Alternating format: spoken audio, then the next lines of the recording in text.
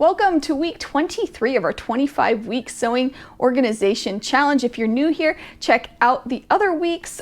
Each week I do tackle a different topic, and each month there is a theme. So for example, for the month of August of 2021, we're focusing on maintenance and application of our space because we're winding down, and hopefully by the end of August we'll have this incredible space and we'll be ready to tackle any sewing project. Before we get started on this week's theme, my name is Chris O'Neill from Sew the Distance, and I'm so happy you've joined me. So this week we're going to do something fun. I know last week was cleaning, no fun. This week we're going to do something fun, and we're going to do some project planning. And this is, for me at least, the most important part of getting organized with my sewing, because it allows me to really see what I need to do.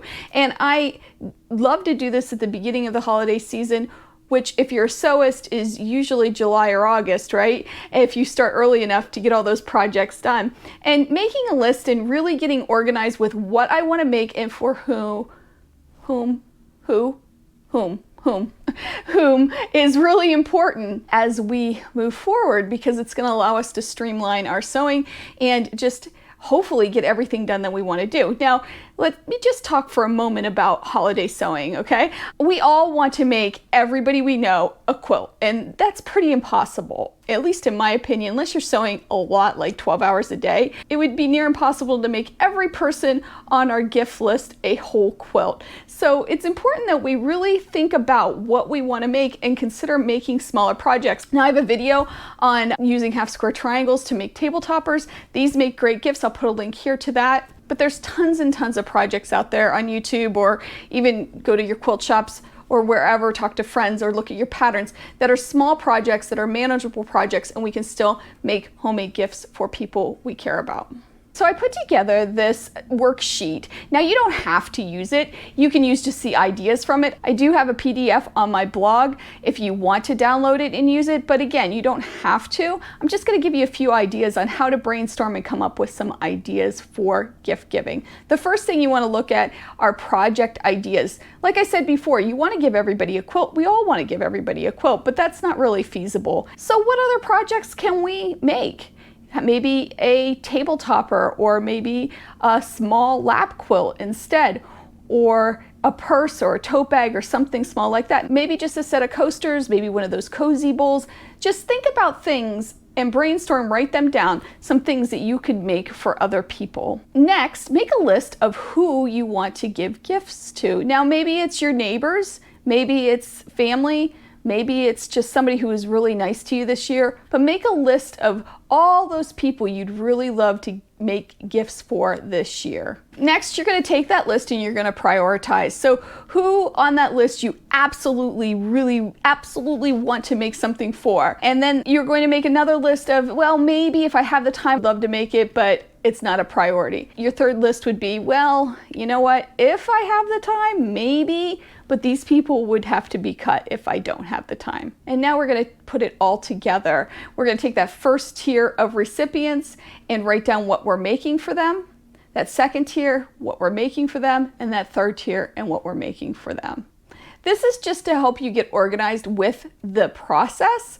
And again, you don't have to use what I have here, but I did try to make something that was helpful. I also created a worksheet to help you stay organized when you do decide what you are going to make and for whom. So at the top, you can fill in the project and the recipients, and then you can also write down what you need to purchase and a checklist of your progress. Now, on this checklist, I've included a few things that I want to discuss. One of them is providing washing instructions. I think this is so important if you're giving homemade gifts. A lot of times people don't want to use the gifts that we give, and of course, they were made to be used, right?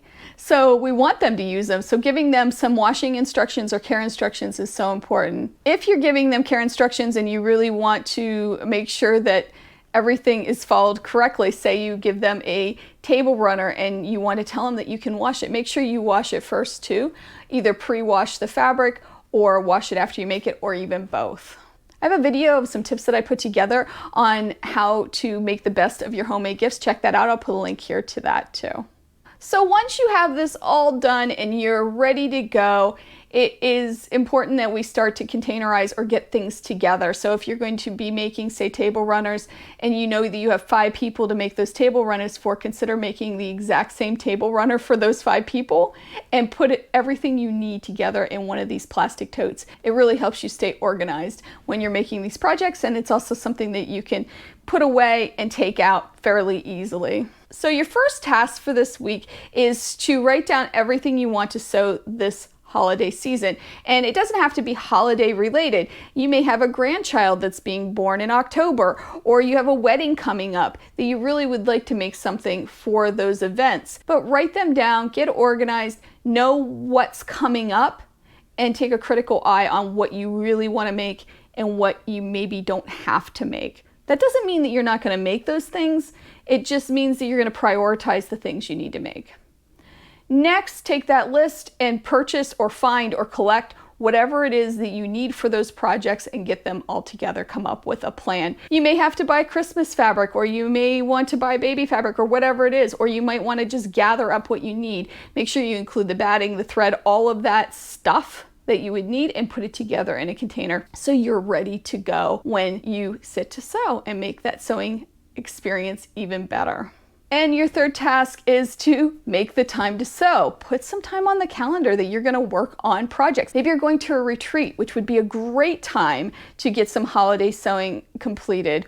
Or if you just want to take a Saturday and just sew all day, but schedule it, put it on your calendar, and make sure you're ready to tackle that. And for your fun task, make sure you schedule something on your list for yourself in your home, whether it be a holiday table topper or a tote bag or whatever it is, something for you that you can enjoy too, because you're important too, and you should be giving yourself gifts as well. Thank you as always for joining me today.